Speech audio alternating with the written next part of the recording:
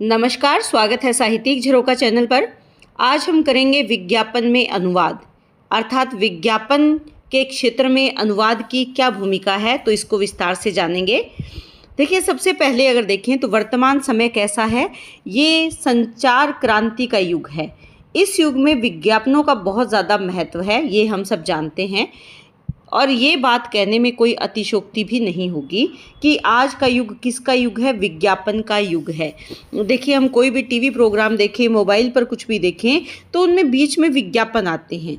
तो विज्ञापन किस लिए हैं कि प्रत्येक व्यक्ति तक अपना जो प्रोडक्ट है या जो बात वो कहना चाहते हैं वो किसके माध्यम से कही जा रही है, विज्ञापन के माध्यम से। तो विज्ञापन का क्षेत्र अपने आप में एक संपूर्ण दुनिया कह सकते हैं, या संचार क्रांति के युग में इसका कितना ज़्यादा महत्व है ये हम अपने दैनिक जीवन में भी देखते हैं। समाचार पत्र पत्रिका, आकाशवाणी, दूरदर्शन, सिनेमा आदि सभी जनसंचार माध्यमों में विज्ञापन का वर्चस्व दिखाई देता है। वास्तव में आज के युग का प्रत्येक क्षण किससे भरा हुआ है, विज्ञापन से भरा हुआ है।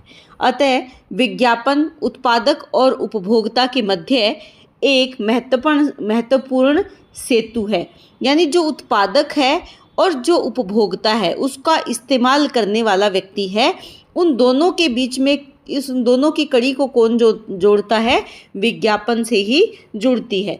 देखिए, हम किसी भी नई चीज़ का जब विज्ञापन देखते हैं तो हम आकर्षित होते हैं उसके प्रति, और हमारे मन में क्या लालसा जागती है, उसको खरीदने की लालसा, उसको इस्तेमाल करने की लालसा। उस लालसा को पूरा करने के लिए हम उस उत्पाद तक जाते हैं, और ये कार्य किसके माध्यम से हुआ, विज्ञापन के माध्यम से। तो ये एक सेतु का काम करता है, एक पुल का काम करता है, जो उत्पादन की संपूर्ण व्याख्या उपभोक्ता के समक्ष प्रस्तुत करता है। यानी विज्ञापन के माध्यम से जो उत्पाद है उसकी संपूर्ण व्याख्या विज्ञापन के माध्यम से उपभोक्ता तक पहुंचती है, इसीलिए उपभोक्ता उसके प्रति आकर्षित होता है। यहाँ पर डॉक्टर सुरेश सिंहल के शब्दों में अगर देखें तो भाषा के प्रयोक्ता को विभिन्न क्षेत्रों एवं स्थितियों के अनुसार भाषिक प्रयुक्तियों का चयन करना पड़ता है। जो भाषा के इस्तेमाल करने वाले लोग हैं उनका प्रयोग करने वाले जो प्रयोक्ता हैं, अलग अलग क्षेत्र और स्थितियों के अनुसार भाषा का इस्तेमाल या भाषा में प्रयोग होने वाले जो शब्द हैं उनका चयन करना पड़ता है। ये बात विज्ञापन के क्षेत्र में भी पूर्ण रूप से लागू होती है। विज्ञापन लेखक यदि भाषा का आवश्यकता अनुसार प्रयोग नहीं करता तो वह अपने उद्देश्य में सफल नहीं हो सकता। परिणाम स्वरूप विज्ञान का चुटीलापन, पैनापन और आकर्षण समाप्त हो जाता है। यहाँ पर विज्ञापन होगा, विज्ञापन का चुटीलापन, पैनापन व आकर्षण समाप्त हो जाता है, और विज्ञापन नीरस और स्थिर बन जाने के कारण ग्राहक के क्रय मनोविज्ञान को प्रभावित नहीं कर पाता। यानी उसके मन में जो खरीदने की लालसा है वो नहीं जागेगी जब तक विज्ञापन रोचक नहीं होगा। इसीलिए विज्ञापन की भाषा का मन भावन, चित्ताकर्षक, कर्णप्रिय, पठनीय और लच्छेदार आदि होना बहुत ज़्यादा आवश्यक है। ये किसके विचार हैं, डॉक्टर सुरेश सिंहल के विचार हैं। उसके बाद अगर हम देखें विज्ञापन की भाषा में मुख्य उद्देश्य क्या होता है। जब हम विज्ञापन का चयन करते हैं या विज्ञापन रचना करते हैं तो वहाँ पर भाषा का मुख्य उद्देश्य क्या है, उपभोक्ता वस्तु के प्रति ग्राहक को आकर्षित करना। जो उसको खरीदने वाला व्यक्ति है उसको आकर्षित करने का काम विज्ञापन करेगा, और किसके माध्यम से, भाषा के माध्यम से, ताकि वह उस वस्तु की विशेषताओं से प्रभावित होकर उसे खरीदने के लिए प्रेरित हो जाए। यदि विज्ञापनकर्ता सामान्य भाषा का प्रयोग करके अपने इस उद्देश्य को प्राप्त करना चाहता है तो वो इसमें कभी भी सफल नहीं हो सकता। सफलता प्राप्त करने के लिए उसे बहुत ही आकर्षक और लच्छेदार भाषिक प्रयोग की सहायता लेनी पड़ती है। इसीलिए विज्ञापन की भाषा सामान्य भाषा से अलग होती है, भिन्न होती है। सामान्य भाषा के प्रयोग में जहाँ कुछ संरचनात्मक और व्याकरणिक नियमों का पालन किया जाता है, वहीं विज्ञापन की भाषा में प्रायः उन नियमों का पालन नहीं किया जाता। यहाँ पर मायने नहीं रखता कि आपने व्याकरण के दृष्टिकोण से वाक्य शुद्ध बनाए हैं या नहीं बनाए, बस वो रोचक होने चाहिए। नियमों का यह उल्लंघन ही उसे एक विशेष दर्जा देता है। सामान्य भाषा परंपरागत और यांत्रिक होने के कारण सामान्य अनुभव और सामान्य कथन को संप्रेषित कर सकती है, लेकिन विज्ञापन में जो निहित यानी समाई हुई भाव भंगिमा विशेष को अभिव्यक्त करने के लिए भाषा का भी वैसा ही होना बहुत आवश्यक है। यानी सामान्य भाषा क्या है? वो एक संरचनात्मक भाषा है, एक व्याकरणिक नियमों से बंधी हुई भाषा है, लेकिन विज्ञापन के क्षेत्र में इस भाषा का इस्तेमाल नहीं किया जाता। अनुवाद एक भाषा में कही गई बात का दूसरी भाषा में उसकी भावगत और शैलीगत विशेषताओं को सुरक्षित रखने एवं पुनः प्रस्तुतिकरण है। यानी अनुवाद क्या है? एक तो जो बात है, मूल विषय है, उसको सुरक्षित रखता है और उसको दोबारा से प्रस्तुत करता है। यह प्रस्तुतिकरण जितना आकर्षक, प्रासंगिक, अर्थपूर्ण, बोधगम्य, स्वाभाविक और रोचक होगा, अनुवाद उतना ही सफलता के निकट होता चला जाएगा। यह प्रस्तुतिकरण प्रायः कलात्मक हुआ करता है, यानी एक कलात्मक है, रोचक है, देखने में भी सुंदर है, पढ़ने में भी आकर्षक है। और चाहे अनुवाद किसी भी प्रकार की सामग्री का क्यों ना किया जाए, अगर वो कलात्मक नहीं है तो वो पूर्ण रूप से एक सफल अनुवाद नहीं कहा जा सकता। जनसंचार माध्यमों के संदर्भ में अनुवाद के अनेक आयाम हैं, जिनमें प्रिंट मीडिया, इलेक्ट्रॉनिक मीडिया प्रमुख है। इन दोनों ही प्रकार के अनुवाद की अपनी अपनी विशेषताएं हैं। इन दोनों क्षेत्रों में विज्ञापनों का महत्वपूर्ण स्थान है और इसीलिए इनका अनुवाद भी अपने आप में एक महत्वपूर्ण एवं सृजनात्मक कला है। विज्ञापनों के अनुवाद में अनुवादक से एक विशेष प्रकार की प्रतिभा की अपेक्षा होती है। यानी हम उम्मीद करते हैं कि जब विज्ञापन हमारे सामने आएगा तो वो बहुत ही रोचक होगा, और ये उम्मीद किससे की जाती है? अनुवाद करने वाले व्यक्ति से, यानी अनुवादक से, क्योंकि प्रत्येक व्यक्ति इनका अनुवाद करने में सक्षम नहीं होता। वास्तव में विज्ञापनों का अनुवाद करना एक सृजनात्मक कला तो है ही, साथ ही यह एक बहुआयामी प्रक्रिया भी है। तो यहाँ पर यह ध्यान रखना होता है कि जब भी अनुवादक अनुवाद करता है तो वो अपनी पूर्ण प्रतिभा से बहुत ही सृजनात्मक तरीके से उसमें बदलाव लाता है। इसमें एक ही समय में कई प्रकार के कार्य करने पड़ते हैं।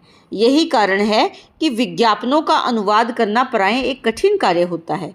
अन्य प्रकार के अनुवाद की समस्याओं और विज्ञापन संबंधी अनुवाद की समस्याओं की तुलना करने पर हम देखते हैं कि ये समस्याएं काफ़ी हद तक अलग है। जो अन्य अनुवाद की प्रक्रिया है उसमें और विज्ञापन के अनुवाद में काफ़ी अंतर होता है। अन्य प्रकार का अनुवाद किसी विशेष क्षेत्र अथवा उस विषय की शाखा विशेष से संबंधित होता है, जबकि विज्ञापनों के अनुवाद में मिली-जुली सामग्री का अनुवाद करना पड़ता है। जैसे मान लीजिए हमें कोई कहानी विधा का अगर अनुवाद करना है तो वो अलग क्षेत्र है। अगर हमें किसी अन्य कोई विज्ञान विषय के वस्तु का या उसमें लिखा हुआ जो लेख है उसका अगर अनुवाद करना है तो उसका विषय क्षेत्र अलग है, लेकिन विज्ञापन का क्षेत्र अलग होता है। यह सामग्री न तो बिल्कुल साहित्यिक है और न ही गैर साहित्यिक, यानी दोनों ही श्रेणियों में इसके हम शामिल करेंगे। हम किसी एक श्रेणी में इसको शामिल हम नहीं कर सकते। इसी कारण इसकी अनुवाद प्रक्रिया भी एक जैसी नहीं हो सकती। कहीं केवल शब्दानुवाद करना पड़ता है तो कहीं पर भावा अनुवाद को भी शामिल करना पड़ता है।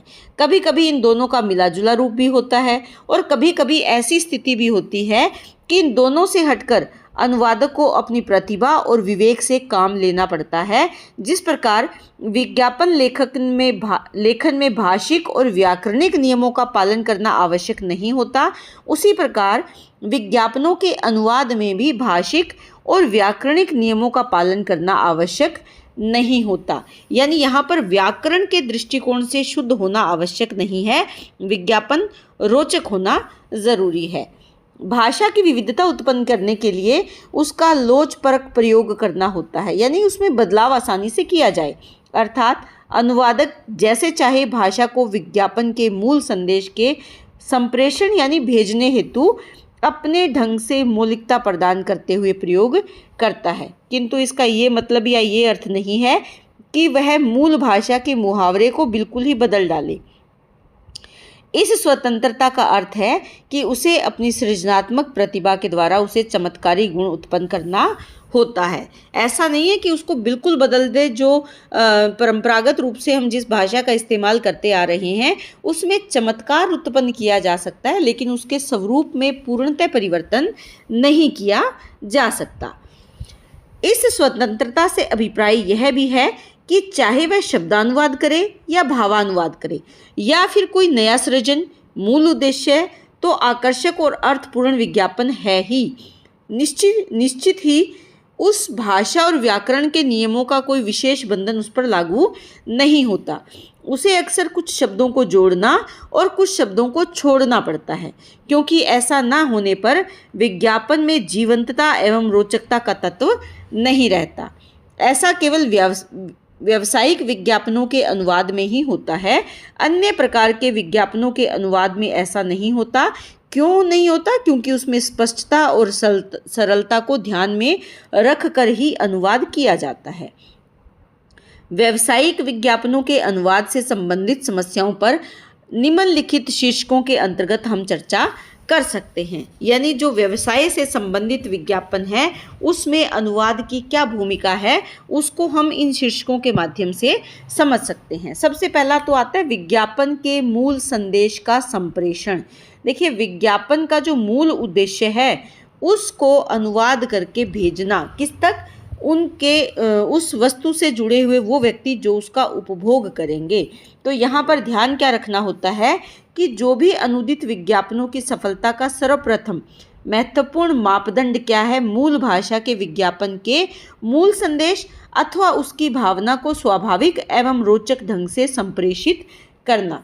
अनुवाद इस मूल भावना को उपभोक्ता के लिए उपयोगी बनाता है और उसे मानसिक रूप से उद्वेलित करके उसे उस भावना से जोड़ता है।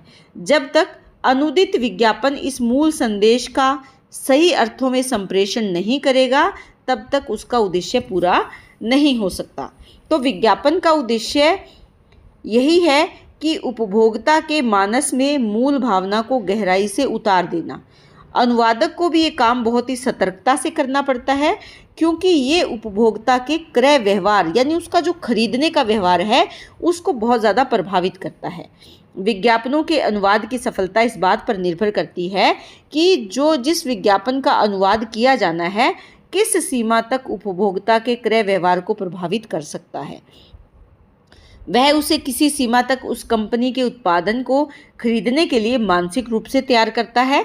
मूल भाषा के विज्ञापन में उपभोक्ता को रिझाने के लिए जो माधुर्य और रोचकता का प्रयोग किया जाता है, अनुवाद किए हुए विज्ञापन में भी वैसी ही शैली का प्रयोग किया जाना चाहिए ताकि उसमें माधुर्य और रोचकता बनी रहे। जैसे सामान्य विज्ञापन आते हैं, हम देखते हैं कोका कोला का विज्ञापन बहुत ज़्यादा आता है, जिसमें आता है, अगर हम सामान्य तौर पर कहें तो कोका कोला आपको दुनिया के स्वाद और ताजगी की ओर ले जाए। ये एक सामान्य सी बात है। लेकिन अगर हम इसे रोचक तरीके से कहें, कोका कोला का तात्पर्य कोका कोला मतलब स्वाद लाजवाब, ताजगी बेहिसाब। तो इस प्रकार शब्दों को रोचक ढंग से प्रस्तुत करके ही विज्ञापन के मूल उद्देश्य को प्राप्त किया जा सकता है। उसके बाद आता है विज्ञापन के सांस्कृतिक संदर्भ। देखिए, जो भी विज्ञापन है वो जिस संस्कृति से जुड़ा हुआ है, अनुवाद में उसका भी ध्यान रखना होता है। आज के अंतर्राष्ट्रीय परिप्रेक्ष्य में देखें तो विज्ञापनों के अनुवादक को विज्ञापनों के सामाजिक और सांस्कृतिक संदर्भों की जानकारी होना बहुत ज़्यादा ज़रूरी है। इसके बिना जिस विज्ञापन का अनुवाद किया जा रहा है वो पूर्णतः अपने उद्देश्य को प्राप्त नहीं कर सकता। चलताऊ किस्म के अनुवाद से विज्ञापन अपने उद्देश्य को प्राप्त नहीं कर सकता। विज्ञापन का उद्देश्य सामाजिक सांस्कृतिक परिप्रेक्ष्य में पाठक या दर्शक को सूचना देकर बाजार में विज्ञापित उत्पादन की मांग को बढ़ाना होता है। ऐसा विज्ञापन ही उपभोक्ता के मन को जीत पाता है और उसकी चयन प्रक्रिया को प्रभावित करता है, जो सामाजिक सांस्कृतिक संदर्भ के अनुकूल होता है। इस संदर्भ की जानकारी के परिणाम स्वरूप अनुवादक को अपने विज्ञापनों को अधिक पठनीय यानी और ज़्यादा पढ़ने योग्य, सुनने योग्य और रोचक बनाने में वो सफल रहता है। तो उसे इस बात का ध्यान रखना चाहिए कि वो अपनी उस सांस्कृतिक संदर्भ को भी ध्यान में रखें। जैसे उदाहरण है कि लैक्मे छिद्रों को गहराइयों से साफ करता है, तो यहाँ ऐसा कहने के बजाय इसको और अच्छे ढंग से कहा जा सकता है, लैक्मे चेहरा निखारे रंग महकाए। तो यहाँ जो पंक्तियाँ हैं वो आप अपने हिसाब से डाल सकते हो। सामान्य तौर पर जो टीवी पर विज्ञापन देखते हो वहाँ से भी पंक्तियाँ ले सकते हैं। उसके बाद आता है भाषा की स्मरणीयता।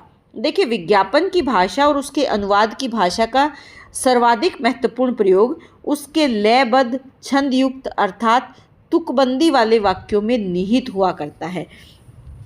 स्मरणीयता का मतलब क्या है कि वो हमारे दिमाग में लंबे समय तक हमें याद रहे। जब हम छोटी सी कविता पढ़ते हैं तो वो हमें याद रहती है, हम चलते चलते गुनगुनाने लगते हैं। वैसे ही विज्ञापन अगर वाक्य में दिया जाए और वो वाक्य सहज शब्दों में हो, तो वो एक संवाद के रूप में हो, तो वो याद रखना मुश्किल होता है। जबकि अगर वो लयबद्ध है, छंद से युक्त है, उसमें तुकबंदी वाले वाक्यों को शामिल किया गया है या शब्दों को शामिल किया गया है, तो वो व्यक्ति के दिमाग पर ज़्यादा प्रभाव डालते हैं या वो वाक्य प्रभावशाली होते हैं, क्योंकि ये सीधे निशाने पर जाकर लगते हैं, यानी व्यक्ति के मन को प्रभावित करते हैं। इससे विज्ञापनों के अनुवाद की भाषा में एक विशेष प्रकार की माधुर्य, रोचकता एवं प्रभाव उत्पन्न हो जाता है। यहाँ टाइपिंग मिस्टेक है, थोड़ा सा ध्यान दें। उसके बाद है भाषा की पठनीयता, श्रव्यता और दृश्यता। देखिए, विज्ञापनों के अनुवाद की भाषा का एक बहुत ही ज़रूरी गुण है, वो पढ़ने योग्य हो, वो सुनने में बहुत सरस हो, और जब उस विज्ञापन को देखा जाए तब भी उपभोक्ता उसकी ओर आकर्षित हो। प्रत्येक स्थिति में विज्ञापन को, चाहे वो पढ़कर, सुनकर अथवा देखकर, भाषा सहज और अर्थपूर्ण ही लगनी चाहिए। तो इस बात का विशेष रूप से ध्यान रखना चाहिए। भाषा की विक्रय शक्ति, यानी जो अनुदित भाषा है उसमें यथासंभव जहाँ तक हो सके पुनरावृत्ति एवं विविधता के द्वारा तथा स्लोगन वाक्यों के प्रयोग के द्वारा भाषा की विक्रय शक्ति को बनाए रखना आवश्यक है। यानी उसके माध्यम से उत्पाद कितने बेचे जा सकते हैं, कितनी उसमें अपने उत्पाद को बेचने की क्षमता या शक्ति है, उस भाषा में इस बात को बनाए रखना चाहिए। उसके बाद आ जाता है भाषा की ध्यानाकर्षण शक्ति। देखिए, विज्ञापनों के अनुवाद में भाषा का एक गुण यह होता है कि वह उपभोक्ता का ध्यान तुरंत आकर्षित कर ले, उसके जहन में उस उत्पादन विशेष के प्रति आकर्षण उत्पन्न कर दे, ताकि वह उसे खरीदने के लिए बेचैन हो जाए। हम जब विज्ञापन देखते हैं तो हमें लगता है कि ये चीज़ तो मुझे आज ही घर पे ले आनी चाहिए, और लाते ही ना जाने वो कितने असर दिखाएगी। वो किससे ऐसा होता है? उसके भाषा से, उसके साथ जुड़े हुए जो शब्द हैं, जो वाक्य हैं, उनके कारण हम बेचैन हो जाते हैं और हमें लगता है कि वाकई में ये चीज़ तो लाजवाब है, प्रभावशाली है और हमें इसको आज ही खरीदना होगा। ये कार्य कौन करवा रहा है? भाषा करवा रही है। उसके बाद है भाषा की सहजता और स्वाभाविकता। देखिए, विज्ञापनों के अनुवाद में जिस भाषा का इस्तेमाल किया जाता है वो सहज और स्वाभाविक होनी चाहिए। अनुदित विज्ञापन उतने ही प्रभावशाली और बोधगम्य होंगे। बोधगम्य यानी आसानी से समझ आने वाले। प्रायः इन पर अंग्रेजी भाषा का प्रभाव अधिक हो जाता है, जिसने भाषा की क्लिष्टता यानी कठिनाई बढ़ जाने से या वो मुश्किल हो जाती है, इसीलिए विज्ञापन अपने उद्देश्य की पूर्ति करने में सफल नहीं हो पाता। अनुवादक को लक्ष्य भाषा की प्रकृति को ध्यान में रखकर ही विज्ञापनों का अनुवाद करना चाहिए। देखिए, लक्ष्य भाषा कौन सी है? जिस भाषा के लोगों तक वो उत्पाद ज़्यादा से ज़्यादा पहुंचाना है। मान लीजिए, भारत में अगर किसी भाषा के माध्यम से किसी विज्ञापन का या किसी प्रोडक्ट का या उत्पाद का प्रचार प्रसार किया जाना है, तो वो लगभग हिंदी भाषा में अगर उसका प्रचार किया जाएगा तो सामान्य से सामान्य व्यक्ति उसे आसानी से समझ पाएगा। लेकिन अगर वही अंग्रेज़ी, रशियन या दूसरी भाषाओं में अगर उसका प्रचार प्रसार किया जाएगा तो उसको समझने वालों की संख्या भाषा के अनुसार घटती चली जाएगी। तो ऐसी भाषा का अनुवाद करना चाहिए। ऐसी भाषा के माध्यम से, या जो लक्ष्य भाषा है अनुवादक के लिए, वो ऐसी होनी चाहिए जो बहुत सहज हो, सरल हो और आसानी से सबकी समझ में आने वाली हो। तो ये कुछ बिंदु थे या पॉइंट थे जिसके माध्यम से हमने जाना कि विज्ञापन के क्षेत्र में जब अनुवाद किया जाता है तो अनुवादक को किन किन बातों का ध्यान रखना चाहिए और विज्ञापन के क्षेत्र में अनुवाद की कितनी आवश्यकता या महत्व है, वो भी इसी प्रश्न में से आपको उत्तर मिल जाएगा। तो उम्मीद करती हूँ प्रश्न आपको बहुत अच्छे से समझ में आया होगा। कमेंट करके ज़रूर बताएं। बहुत बहुत धन्यवाद।